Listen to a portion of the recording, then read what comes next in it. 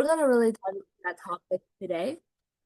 And let's just see, like if you are a student here, go ahead and just type in the chat. Like if you're say, hi, I'm a student. And then if you have students, if you're a parent, you can also type in the chat and say, do you have a senior? Do you have a junior, a sophomore, or a freshman? That'll also help me tailor the topics a little bit because it kind of depends on what stage or what level your students are in.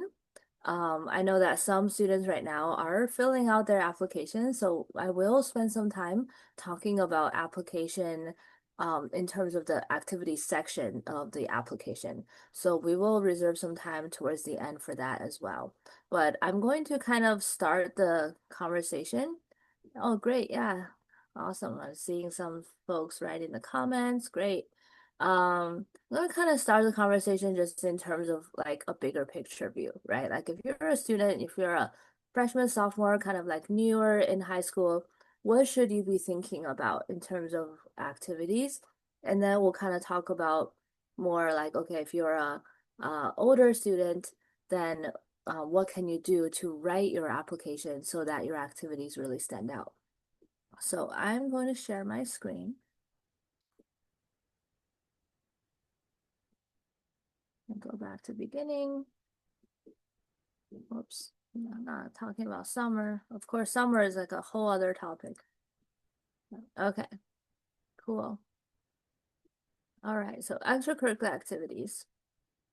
So for those of you who don't know me, my background is in engineering. I went to Cornell for material science engineering, and then I did my master's at University of Michigan, and I have taught at Russell Sage College and also got my certificate for independent education consulting from UC Irvine. And then I am a independent educational consultant, and I'm part of the ICA, which is a professional organization in the US, the Independent Education Consultant Association. So, um, so diving into extracurriculars, this is just kind of like a graphic I want to show. You can think about it in maybe three different spheres, and obviously some of them will overlap. But one way to think about it is like creating something. Like, are you being creative, whether it's art, music, or creating a project? It could be research. So creating something new.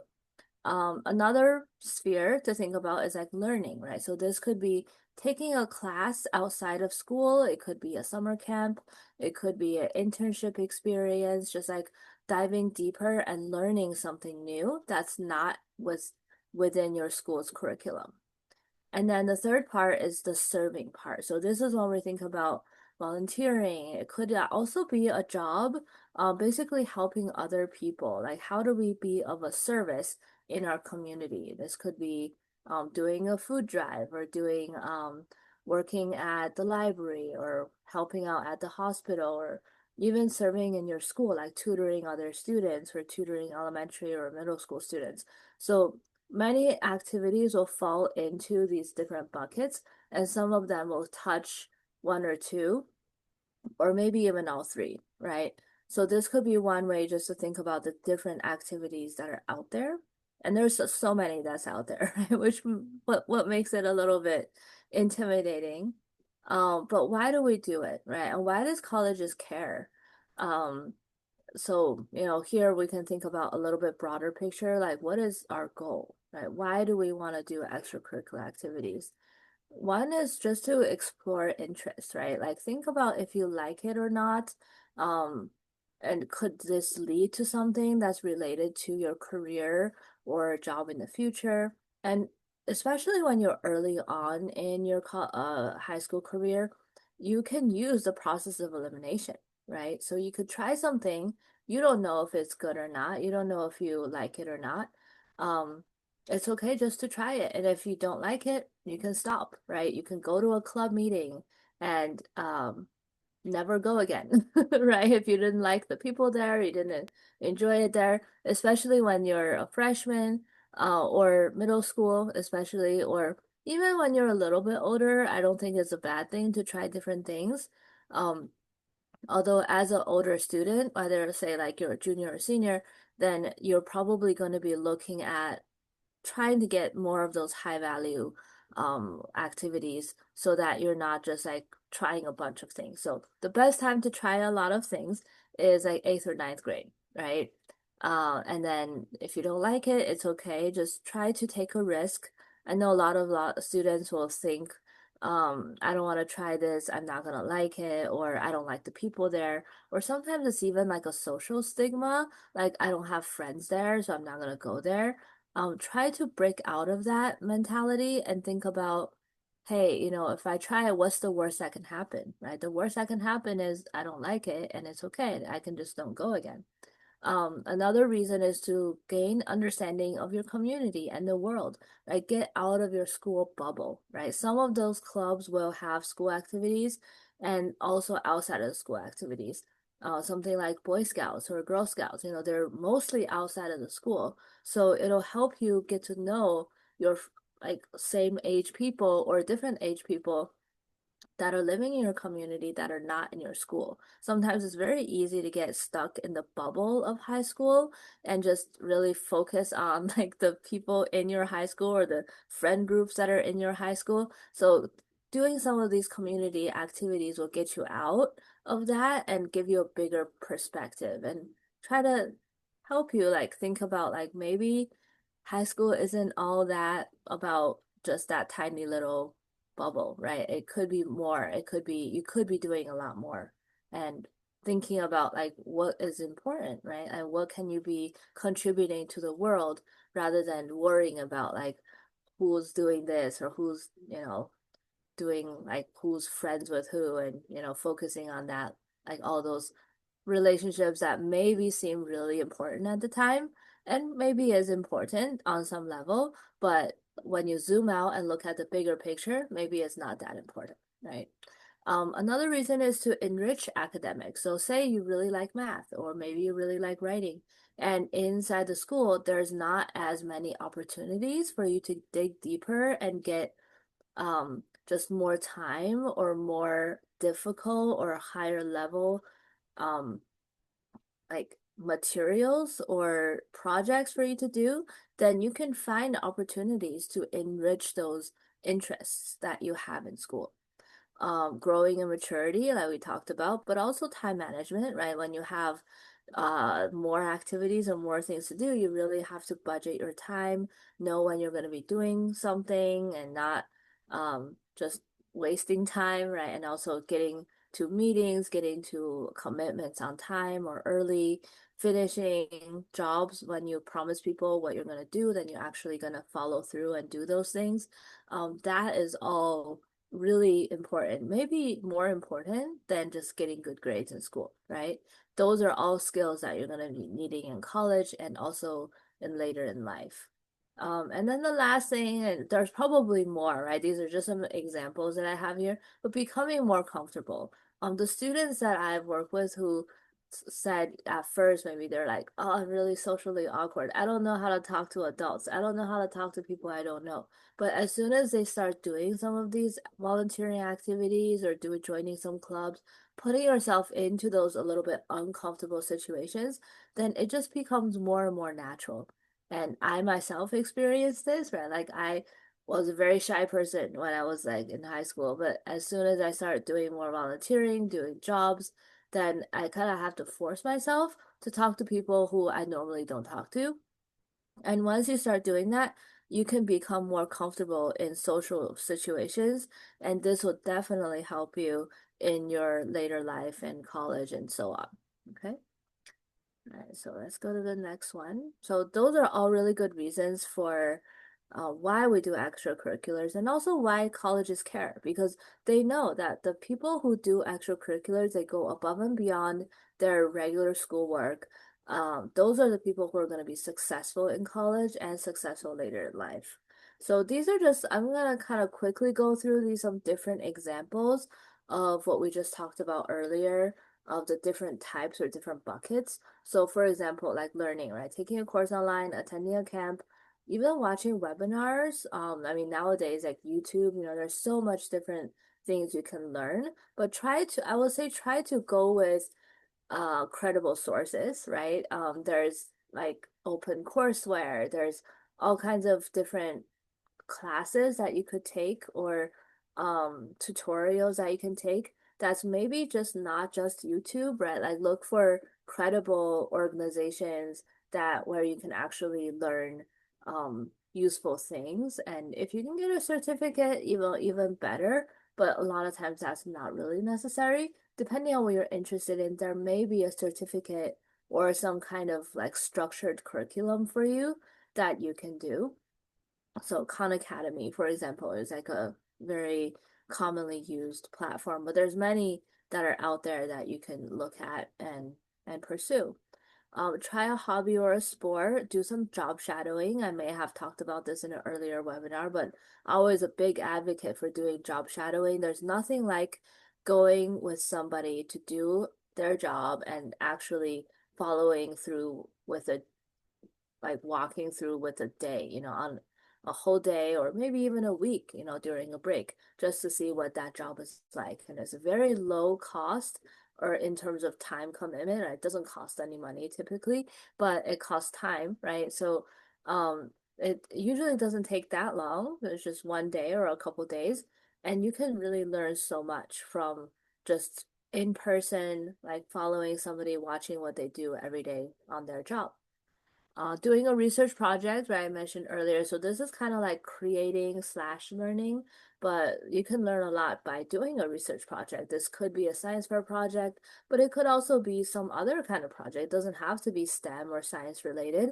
It could be like something like social science, right? It could be even like literature related. It could be just something you're interested in.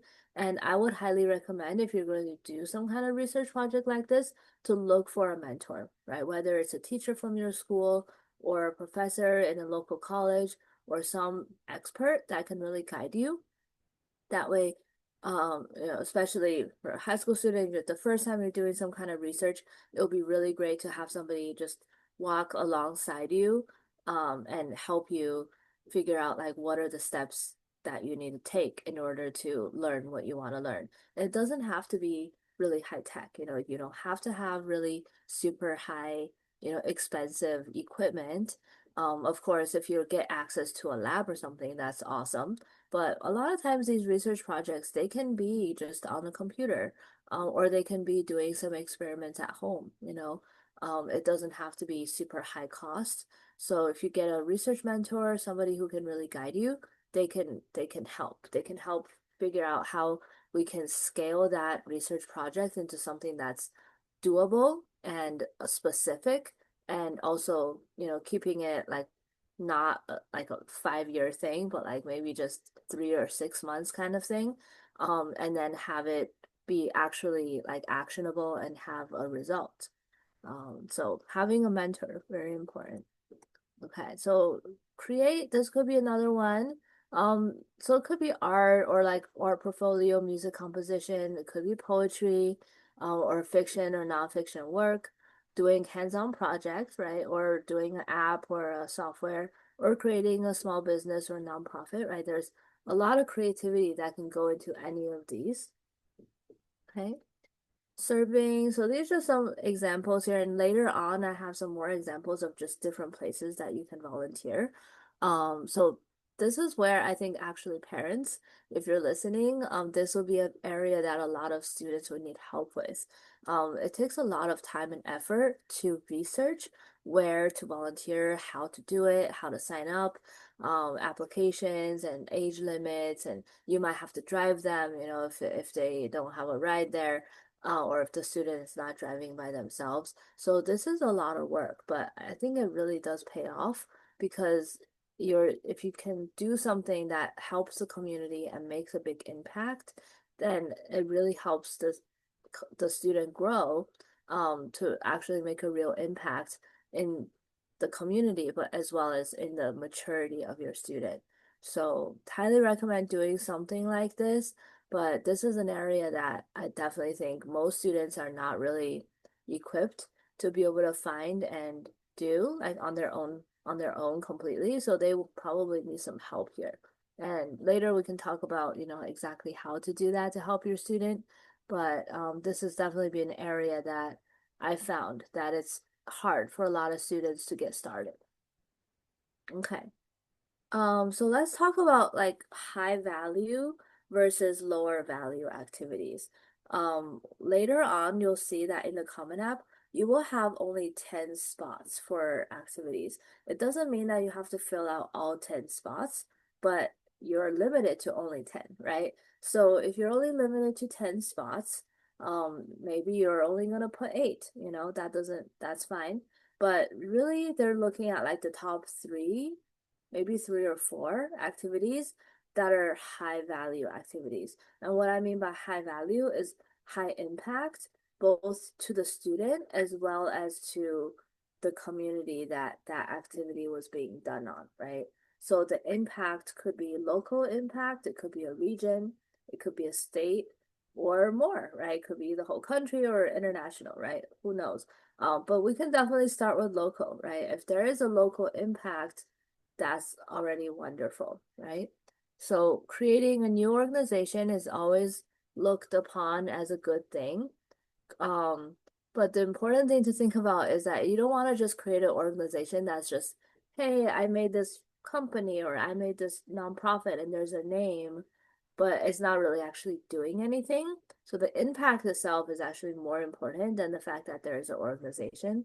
And the way to do that, and I can probably do like a whole webinar on this, but the way to do that is not just, okay, say create an organization and just like, you know, just do it.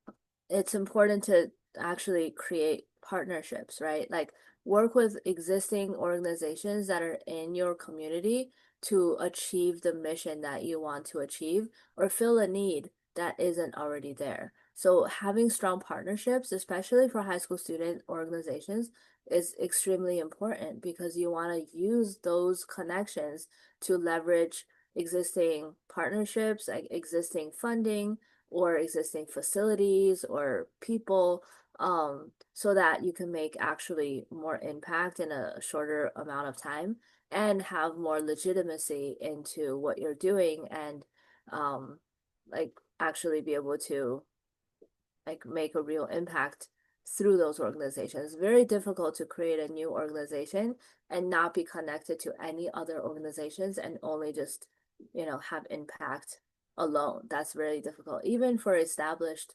nonprofits, they're always looking for creating partnerships with other entities, businesses, nonprofits, things like that.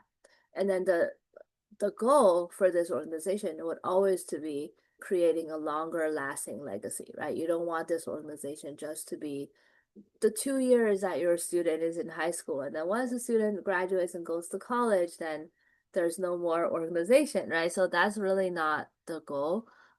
You want to be starting at a point at actually like hoping that the organization will last longer than the student is in high school, right? You kind of have that vision of creating something that is really needed, is not needed just because you want something for the application, but it's actually really needed for the community. And then as the student is planning and working and building up this organization, we're also building a pipeline. We're also building additional people, volunteers, resources, maybe younger students to come and take over so that there's more and more momentum with the organization, and then eventually have that student be able to leave the organization or oversee in some way, but have that organization be its own entity and not necessarily only tied to the student. Some other high value activities, robotics teams, always great because there's so many different aspects of robotics team. You don't have to be a STEM person, right? There's a marketing piece, there's a design piece in there, lots of cool business parts in there as well. So I think it offers so much for any kind of student who have different major interests. It doesn't just have to be science and coding. Mock trial is a really good one. Debate team, those are all really good ones.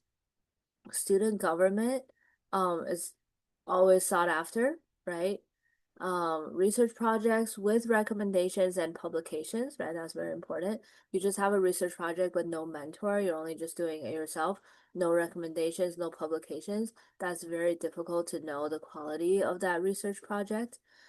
Sports, especially if you're going to be a recruited athlete, that would be counting as a high value activity.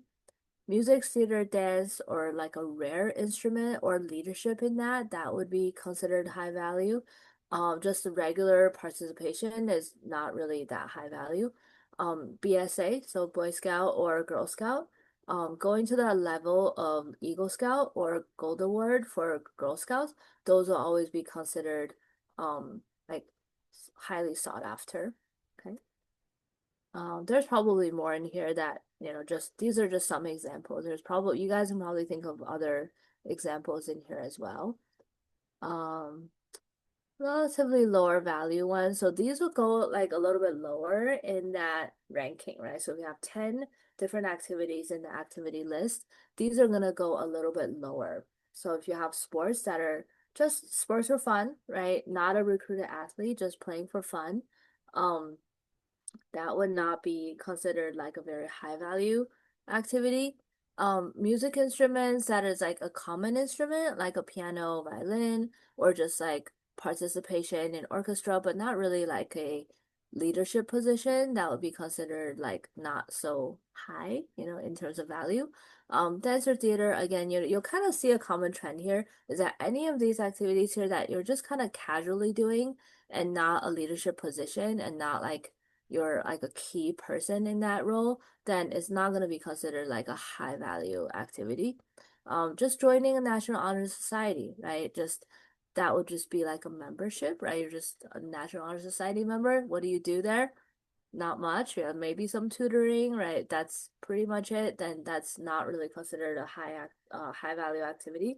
Academic clubs such as Science Olympiad, AMC Math, this is great, so any of these, like, it's not to say that you shouldn't participate.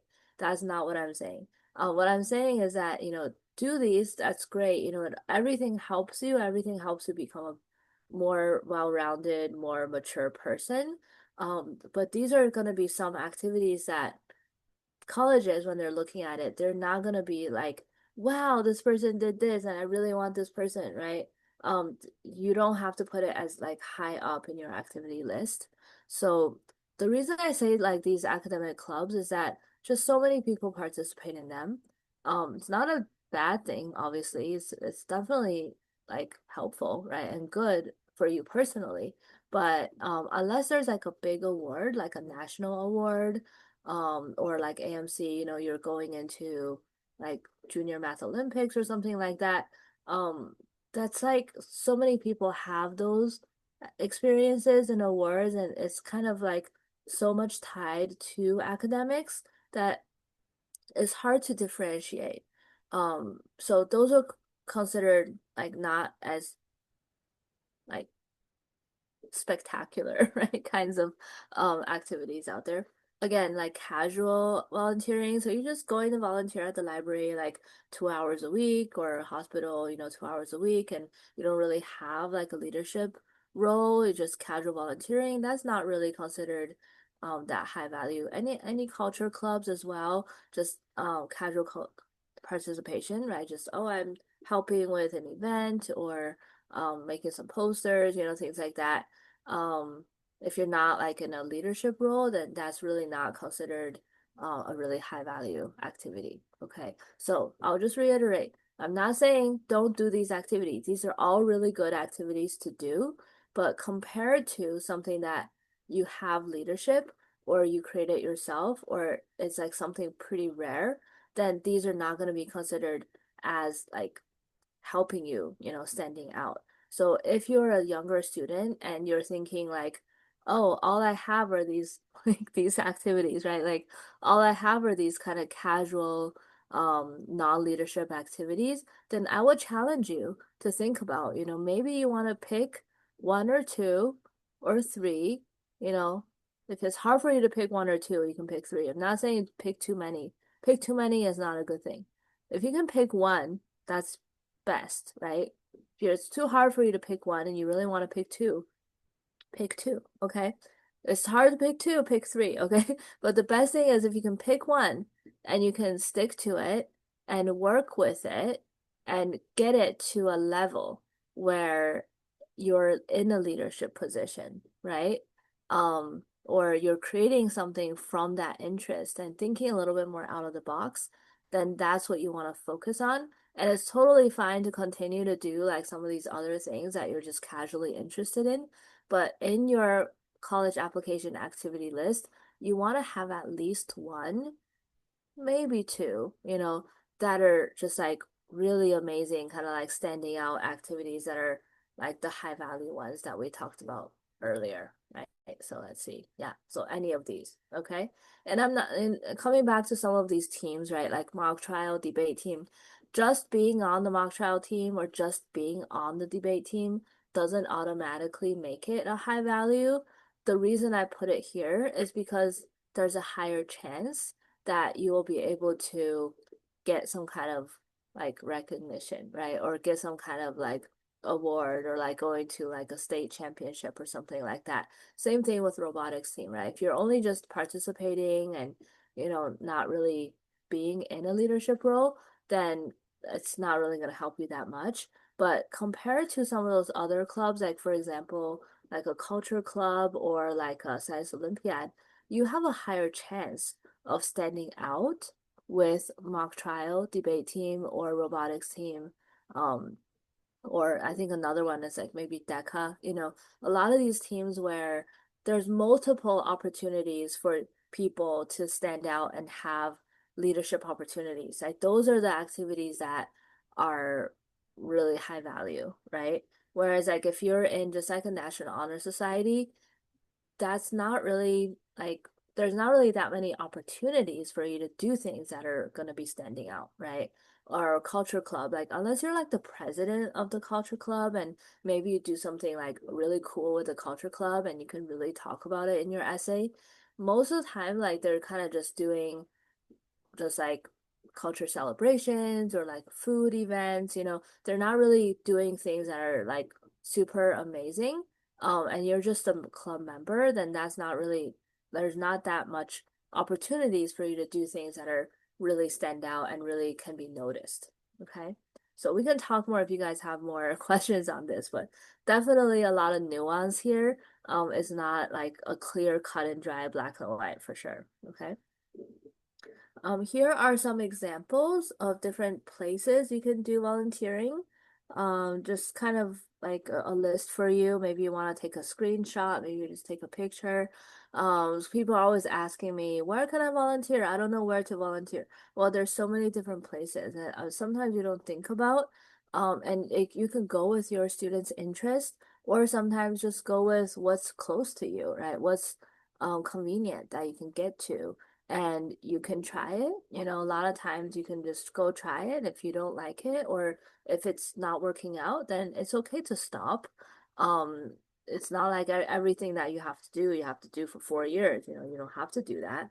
But definitely if you're a freshman, I would recommend doing something, maybe trying one thing at least, and then see how it goes. And that could lead to something else. You could maybe meet somebody there and then they can tell you about a different opportunity, right? The important thing is to put yourself out there, try some different things, go out of your comfort zone. And that's where you're gonna grow is when you're not comfortable. Okay. All right, so here's a little bit of a guide because I think so many people now are asking me, how do I start a business or a nonprofit? It seems like all the top schools are looking for students who have started their own thing. Yeah, and I think it's a great thing to try. It's definitely not easy to do. Like it's not easy even for adults to do. But I believe that like if your teen is interested and you have the time and the dedication, it's definitely worthwhile. It's worthwhile exploring. So here's kind of like just my thinking of like how the process would go and this is kind of like what I would recommend, right? Like as like steps of like how to think through it. So first, identify your own interests. Like, what are you actually interested in? Don't do something because it's just other people are doing it, right? If other people are doing it, it's probably a good reason that you shouldn't do it because you don't want to duplicate what other people are doing. Think about what you actually enjoy or what you care about, and then identify the needs that are in your community. So where does your interests and the needs of your community intersect? And then look for potential partners and supporters. So this could be existing nonprofits, it could be friends, it could be other parents, or teachers, counselor, anybody who can help you.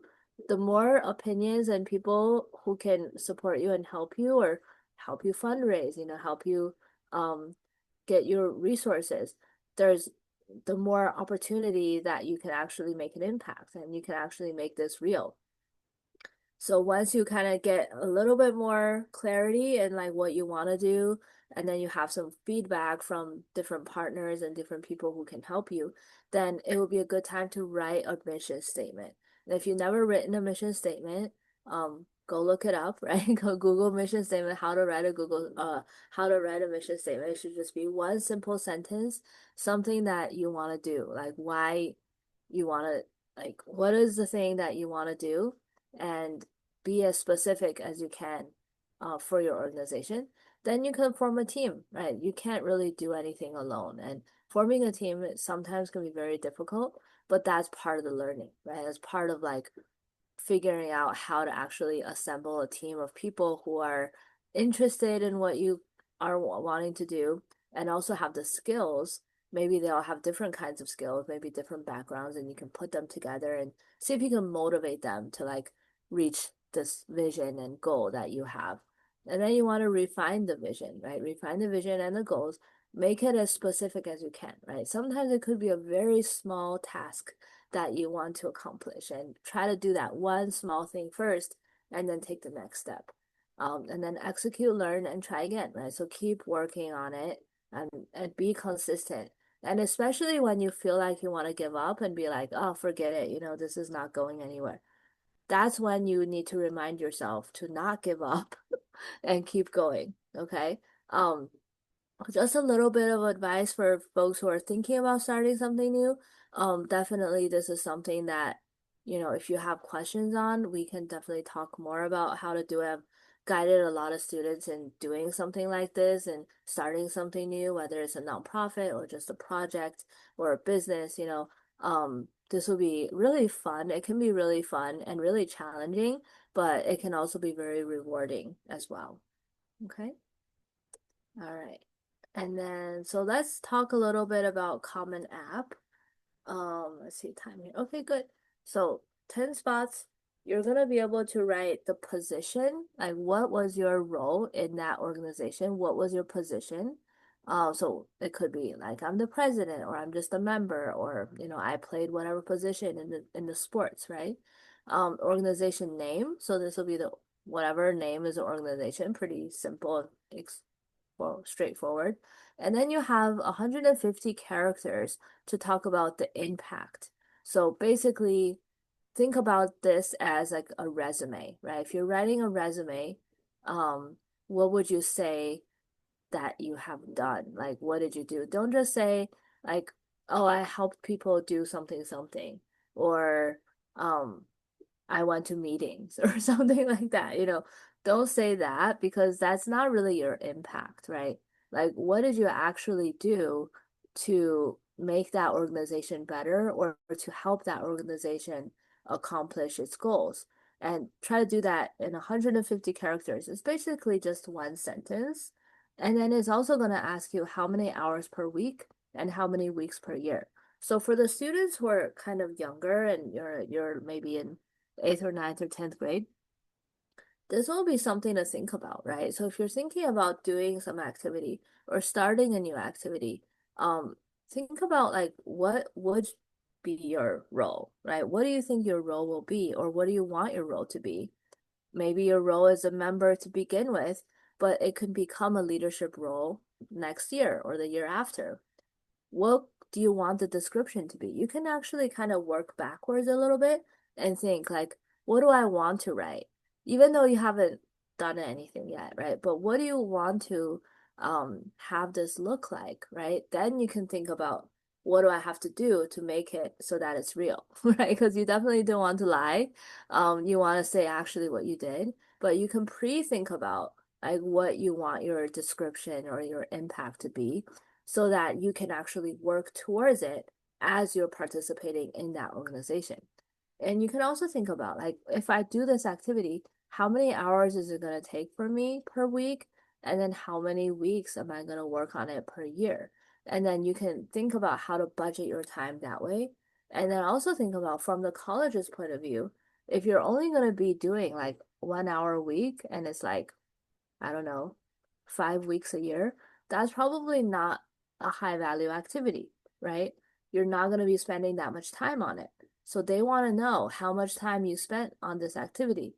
So as you're thinking about the different activities that you want to do, obviously you're not going to be spending like a ton of time on like every activity. Like you're not going to spend a ton of time on like 10 different activities, right? That's just not humanly possible. And if you write that, then nobody's going to believe it. It's not going to work.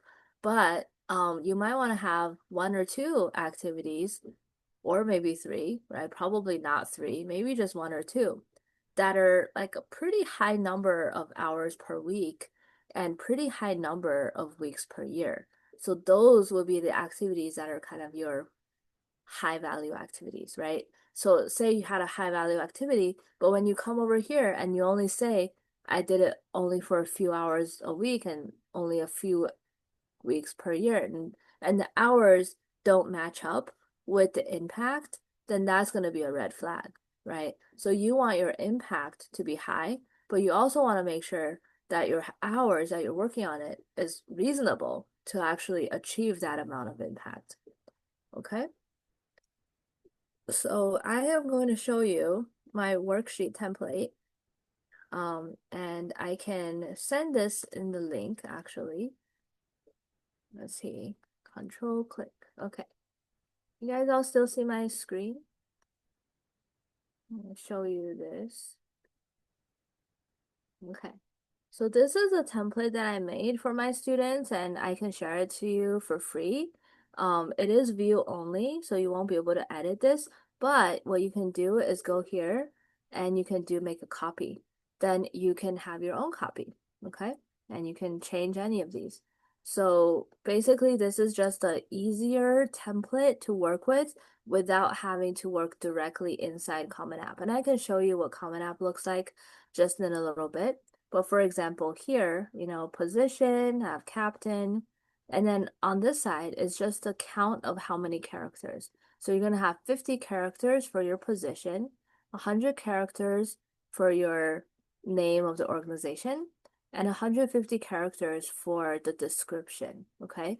So the reason I put these counts here is so that it'll make it easier for you to edit your text, right? So when you get to 150 here, you know that you're going to be over, okay? So you have activity 1, 2, 3, 4, 5, 6, 7, 8, 9, 10.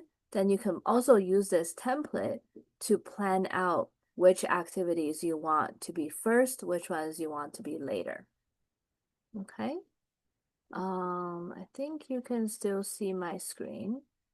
See what will happen if I go to Common App.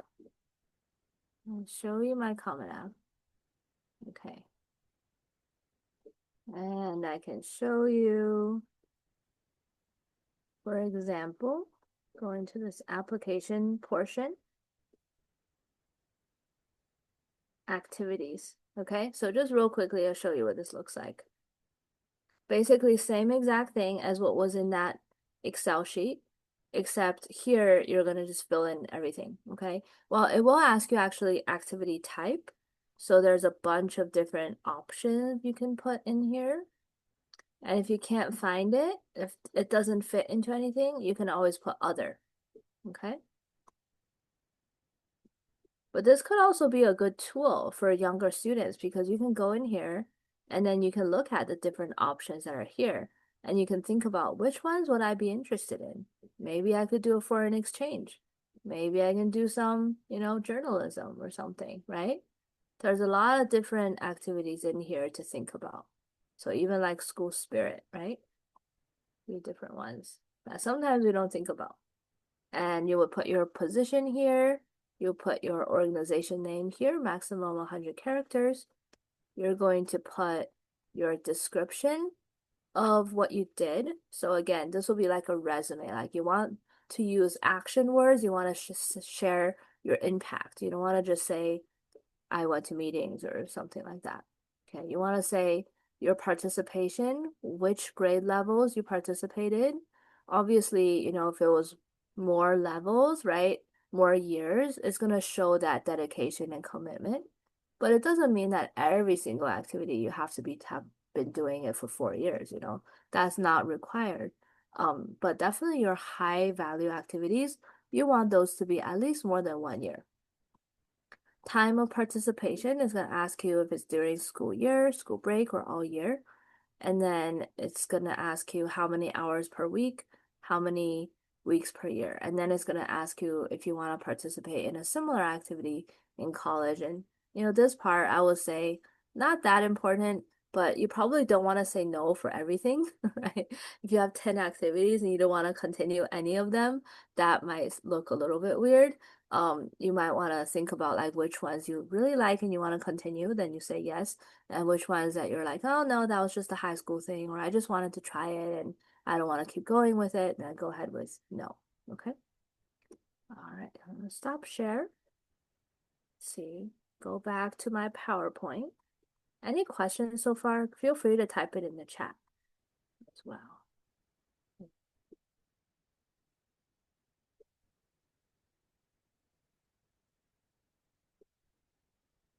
All right, we're back to the PowerPoint. Okay, what else is in the let me move this order actually. Let's talk about this first. What else is in the application? I didn't show you in the comment app, but basically pretty simple. You will have 5 spots where you can put honors and awards. Now these are different than the activities. They're not gonna ask you how long you did it for or how many hours you did or anything. Basically, it's just 5 spots and you can put awards in there. It will ask you which year you got it and it will ask you what level. It'll be like, is it a school level? Is it a local level, regional level, state level, or like national, international level, okay? Responsibilities and circumstances, these are just going to be check boxes. They're going to be asking you like, do you translate for your parents? Do you take them to medical appointments? Do you babysit? You know, these will just be some check boxes for your, like, what are some activities that you have outside of school and special circumstances. And then you're actually going to have another additional information section to talk about any additional information that maybe did not get it included in the application. So this will actually be a section where you can utilize this for any special things that you want to showcase, right? So if you had done a research project, or if you have some special like portfolios, you can write about it here. It doesn't have to be 300 words. Many times these can be shorter, especially since you can link it. Like you can add a link to show your portfolio or a website that has your different projects, you know, artwork. It could be, you know, compositions, writing, anything that you want to show. So this additional information section is just another area that you can utilize. And I think a lot of students don't really like utilize it as much as they should. I do think that it's underutilized. So I would recommend that if you can, utilize this and think about, definitely don't duplicate anything that's already in the application, but anything that is in addition that can really show more of like what you have done in high school, then that would be a great opportunity to do that. Okay. Okay. So what should not go in the extracurriculars, right? Some students are always asking me, can I put this in the activities? And many times it's no, right? So if you have an award, say for example, you had like 7 awards or 6 awards, that was more more than the five that was allowed. Can I put one of them in the activities? And usually it's no, right? Let's not do that because that's not really what that section is for. It's not gonna make sense. Any courses that you have done that has grades, some students sometimes take courses outside of school, and if you are getting a grade, if you have another transcript or something like that, you really shouldn't be putting that into the activity section. It should be going into the courses section. If you have done some like outside courses that don't have grades, like open courseware or doing some like extra learning outside of school, then maybe, that I would say that would be a maybe. But definitely if you have a grade or a transcript, then don't put it in here. Anything like vacation, travel, shorter experiences that are like one day, like a weekend conference or anything like that, those really don't belong in the activity. They really are looking for a longer term commitment. Babysitting, family responsibilities, passive memberships, or like anything that's not real, just don't put that in there. Okay.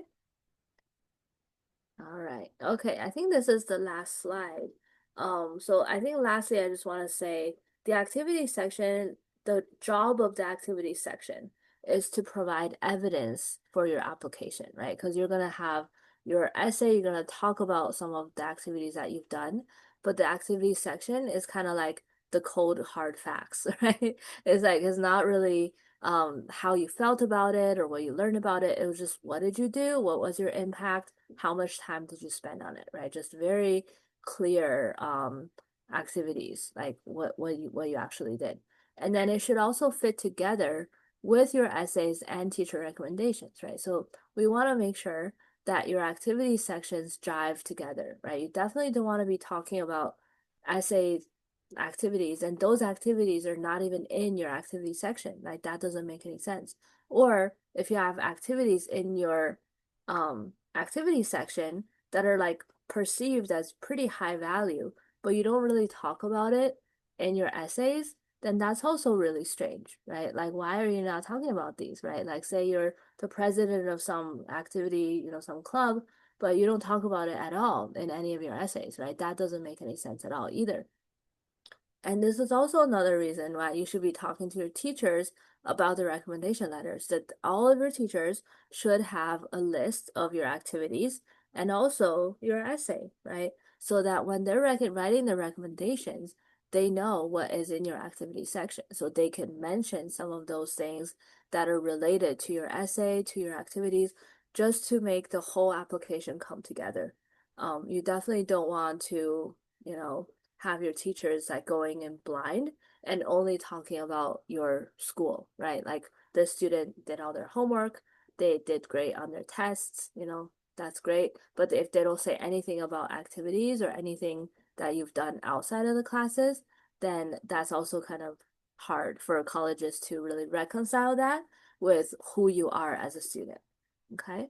So hopefully that helps with like clarifying like what the activity section is and also give you some good reasons to actually do activities. I mean, you can have the best grades, you can have the best test scores, but if you're not really making an impact in your community and you're not bettering yourself to become a more mature person to actually understand the world and work with people who are in your community, then it's going to be really difficult to get into some of those highly selective colleges.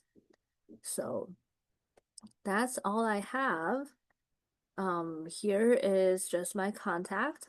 Definitely always welcome any questions you can send my way. But also open it up to any questions now. If you guys have any questions about what we talked about, or any students have any questions specifically as well, we can answer those.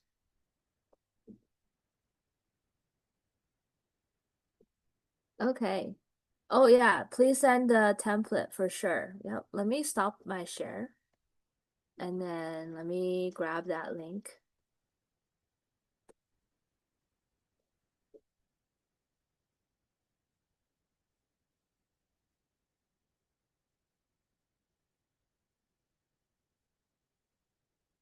Do you have the list of activities?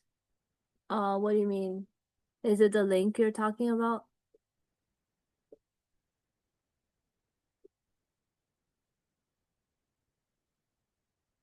Is it like 试验？我说中文吧。你说中文没太懂你的问题。那 Common App 上不是有个 list of activities 吗？啊哈。It's a long list. I couldn't remember it. 哦。然后 I'm a parent, so I couldn't log in to see that. So Oh, okay. 那个，yeah, that list of activities, 它是就是 it's not actually activities, they're actually categories of activities, right? category, because I see Yeah. that change is considered like one of the activities too. So I wasn't thinking of that as activity. So I'm like, oh, that helps. So I didn't know. Yeah, let's look at it together. Let me share the screen. So actually, 你是 parents 的话, you can actually make a Common App account. You can just make an account with any email, and you can make it so that it's a practice account. So I can still see everything. Like, Yeah, you can. So that's what I have. Yeah, that's what I have. I'm not a student, so you can have a practice account. okay, good to know. Thank you. That helps. Absolutely. Yeah, you can go in here. You can see all the different activity categories. So these are, necessarily not the names of organizations, but they would be like the categories of the different activities that you could potentially do. Right, okay.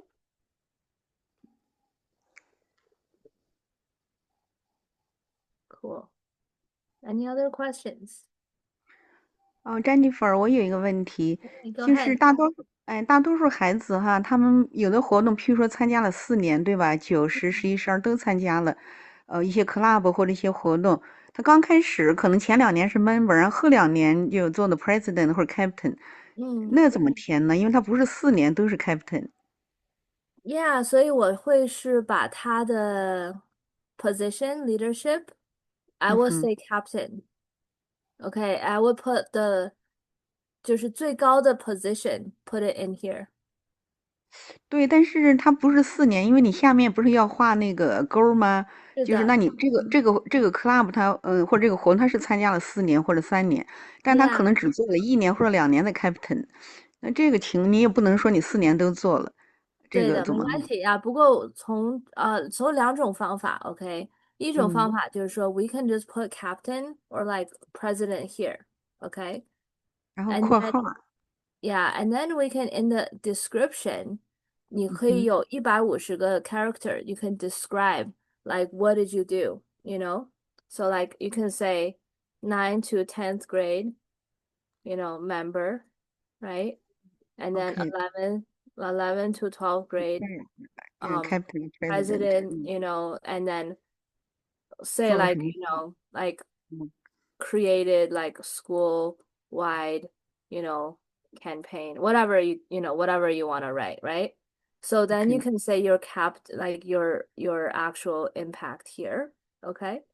但是 Or 前面 another 那个，way, 但 yeah. 前面的那个 position 的时候可以写 captain 或者是那个president，或者是括号，要没有括号几年级，可不可以那样注明呢？可以，所以另外一个方式呢，嗯就是说 you can say，比如说 like member, 嗯 like 9 to 12th or 9 to 嗯，10, and then president, right, 10 to 11 to 12, right? 对，这样比较好。然后下面呢，就是那个 description 就直接光描述那个活动你做了什么，对吧？是的呀，不过 这 I'm 样 just 好一 saying 点。you can 有2个 option，因为为什么呢？因为嗯哼，有的时候你可能是前面的，比如说你不是 member，你可能是 secretary，right？对对对，也 or 有可能。something，可是你 secretary 有可能有了什么别的 impact，right？你可以说，比如说 like recruited，you know like 100 members 哦 whatever，所以嗯你可以说你 as your secretary what did you do，and then as your president what did you do？，yeah，OK，right？所以你嗯哼。在这儿要已经写了的话呢，实际你在这儿你就可以就是，你可以就是 you can just say president，because 实际从学校角度来说呢，他们实际会看这个会更清楚，they want to know what you did. If you just put president here, that's fine，因为这个就是你现在的 position。对，因为大多数孩子，都很少有说9年级他就是 president，除 Of 非是他自 course, 己 yeah. 除非他自己那 create 一个就是一个 new club 或者什么，对吧？一般 Yeah, 都是11、12年你才会做的 leadership 的 role，前面一般都是 member 或者是 board member 或者什么 secretary 之类的。对 yeah, ，OK， that's fine. That's no 嗯 problem. Yeah. 从学校角度来说呢，你可以说 participate。从 participate 的角度来说呢，实际就是 participate in this organization. OK，对，就是所以说，4年，对，所以说你可以 check all 4 years. OK，你可以 ，yeah check all 4 years. 不过呢，从一个 position 角度来说，it's actually the current position. yeah OK，Okay. So if you're really worried about it, you definitely can just, do the like, 括号，因为你这是有50 characters. But I think 嗯 if you also just explain it in here, that's totally fine. ，yeah OK，yeah Okay? Thank you，Yeah, no problem. 还有一个就是，嗯有一些 awards 对吧？那就很明显的，比如 state level、state 的或者是 national，那肯定是写。但是也有一些很多咱们真的很多孩子，像 Science Olympiad 的或者 FBLA 什么，他有很多都是拿的我们这个 regional 的一些，前几名，那种的奖项还需要写吗？就是 regional 的。看你有多少了，right？就看你有多少。So let's go here to honors，right？这是你说奖项是吧对呀，？So 那 these 肯定 are state honors，state 哎。level 和 national level 肯定是写嘛，对吧？但是有的 regional 的，还有一些小孩网球打得不错，可能 regional 的前几名，像这种 award 的，就是这种级别的 regional 这种 level 的还写吗？这个 award？我觉得你要是有5个，就是说你有5个位子，然后你当然可以写了，you can just do 哦，state regional, right? Like this, right? 对呀，嗯，yeah，当然可以写。可是你要说你有，比如说 like 你已经有5个 like national 或者那就是 那就没有必要写了，对对 right，你对，要已经有5个比较高的，我就把前5个最高的去写上去，对吧？不过我觉得实际很多学生是可能没有5个 national 或者是 international 的东西，对不对？所以说，那我们可能有一个 national，然后其他的可能是 state or regional，right？3、4个 嗯。state or regional，maybe one school，right？Then that's totally fine。哎，像那个就是 National Merit Scholarship 那个 finalist，或者finalist 肯定是 national，那 semi finalist 是算 national 还是算 state 呢 That's ？semi finalist，national. That's still national. Yeah. OK，Semi-finalist is still national. 啊，OK，Yeah, yeah. 还有一个就是那个，有些孩子就是学习比较好的，他们 take 的 AP 课很多嘛，那嗯他现在 College Board 上面我看到那个 AP Scholar，他以嗯前些年好像还有更高的，但是现在最高的级别就是 AP Scholar with Distinction，那个嗯，还有必要写吗？我觉得实际上你要是有5个更高的，就是你有5个更比较有亮点的东西，我觉得 AP Scholar 是可以不写，OK，呀。因为为什么？因为你的 AP Score 已经有了，嗯哼，对不对？所以你写一个 AP Scholar 等于就是有点是重复，对吧？啊，OK，呀，还除非说有那个，除非说嗯你可能只有3个，或者你只有2个，然后你没有别的写，你想再多写一个，那也没有问题，我觉得没有坏处。不过我觉得你要是有就是4、5个都是挺好的，然后你想说，我是放 AP 呢，我还是放一个debate or whatever，我觉得还是放一个不同的东西上进去。哦，对，更好一点哈，有不同侧面，对对对呀，因为 AP 基本上就是他们主要是看分数。，OK。嗯还有那个 additional information 那一项，那嗯边儿的话，有一些他参加的一些组织或者活动，他有嗯。网站的，可以在那里把那个网站的 link 放上吗？可以啊，可以啊。不过你是说你可以举个例子吗？就是说是什么什么是我的意思就是不要太多的不同的网站，好不好？Right，这边他这个是 听说有的 additional 有的 information。孩子他参加了，有几个不同的，可能有的是 NPO，有的是可能嗯做的 research 什么的，他有一些或者暑假的参加了一些 internship，然后他啊哈，们本身有些网站的那样子可以，因为他前面的活动可能已经列了，对吧？但嗯是呢，因为描述就是简单描述一下，或者，Yeah，如果想让人家更了解，可以把那个 organization 的网站，或者说他有的参加了一些 internship 的一些那个组织或者 institute 的或者什么的那个 link 可以放在 additional information 吧。嗯，可以是可以啊，我的就是说是你想是从 college 角度来说，他们不会花太多的时间去看你的 application overall，right？所以 嗯哼 overall 可能最多花时间就是 10 to 15 minutes。OK，，OK，所以他不太会有时间去看你所有的 link，所以我的意思，我的 recommendation 就是说，除非这个 link 是你自己的 publication，right？就是这个 link 可能是你自己的 paper 或者是 project 的 publication，或者是自己的website，然后上面有其他的东西。你要是有，就是说 just like a link to the internship overall website。除非说，比如这个 internship 它有一个给你一个 feature，比如说你这个 internship 它会有你的这个学生的 publish 的东西在上面，right？Then I don't think you really need to link it. 嗯 Okay. I will say if you have your own project, especially if it's featured on a conference or some kind of like, juried like credible organization, if it's your project or your paper or poster or anything that's on like an external website, then you definitely want to link it, right? But if it's just the general website of that conference or the general website of that company or internship, then you don't need to link it. 哦，他们也有一些小孩儿写的，譬如说那个 blog，一些博客呀什么，Yeah. 他如果是想让人了解一下那些，就是他自己的那个可以写Mhm. 写上，是吧？You can, but I think it kind of depends on what it is, right? Like if it's just like your own, just like journal, like your diary, kind of like, 就是自己喜欢写的东西或者小故事什么的，right? You can do it. 不过 just keep in mind, admission officer 他们不会有很多时间去读你的东西，right? 嗯所以说，除非你的东西是跟你的 essay 或者跟你的 major 就很有密切的关联，比如说，if you're doing CS and you want to show your GitHub, right? Then those like will be really important. But if it's just like your website or your blog for fun, you can link it, but it's not really gonna like help you that much，因为他们不太会有更多的时间去看太多。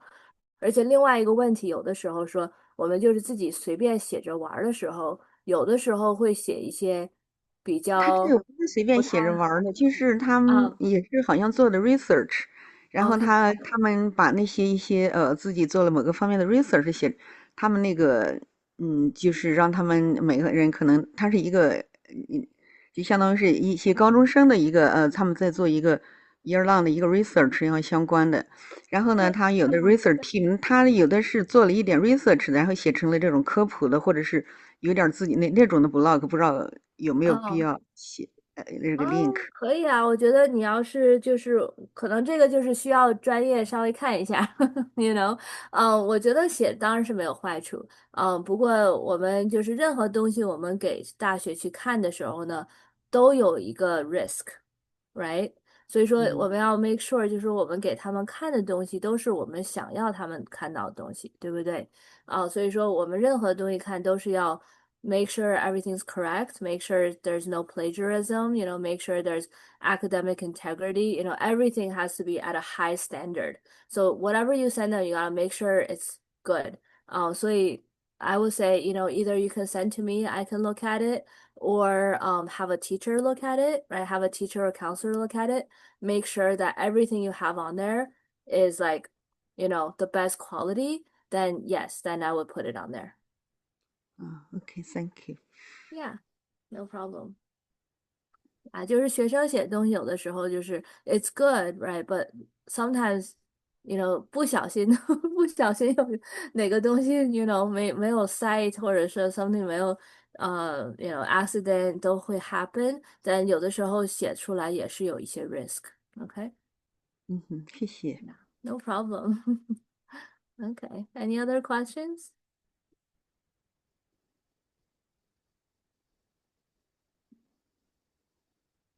Okay. Let's stop share.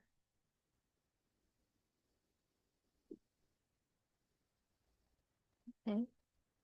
好，没有问题的话呢，我们就 say good night. 啊，那我也说2句吧，哦，就好，会长来是说几句呀。对那么这期就是我们最后一期了，这个讲座。那就像大家相信这个经过了这个讲座之后，基本上是对整个升学的程序都有了一个更透彻、更全面的了解。那刚才Jennifer 也提到啊，就是你们要做什么那个 volunteer 那这些东西的，对你的这个 resume 最后非常有好处。那我们协会也有很多 volunteer 的机会，也会为大家找这些机会，所以你们要是在我们群里面的，你就留意一下。我们现在有那个 youth council right now，所以他们会找到这些机会的话，也会向大家会公布，也会在群里面公布，大家也有尽可能参与啊，这样的话就可是你们早的有早参与的好啊，那不然的话，你最后一年才参与的话，到时候写出来，人家会一看，哎，觉得你怎么最后一年才参与了啊？呃，这个反正也非常感谢 Jennifer，她给了我们这些这么多的 idea，给了我们这么多的知识，所以那么以后我们继续再看看明年再看看怎么样啊，再跟 Jennifer 讨论一下啊，到时候也许我们会继续把这个搞下去，作为一个帮助更多的家庭。每年都有孩子成熟嘛，每年都有孩子就要升学了嘛。可能现在前1-2年没有留意到的，可能过2年突然之间想，哎呀还是要了啊，所以呢，这个其实是很有帮助的，对整个家庭。好，那么谢谢 Jennifer 在这边再次也谢谢大家的参与那我们这个今天晚上就先到这里了，好不好啊？大家再见Jennifer 谢谢你了。谢谢大家，谢谢会长呀，好，感谢大家。好，然后有什么问题都可以随时找我啊。对，好的，好，拜拜。拜拜。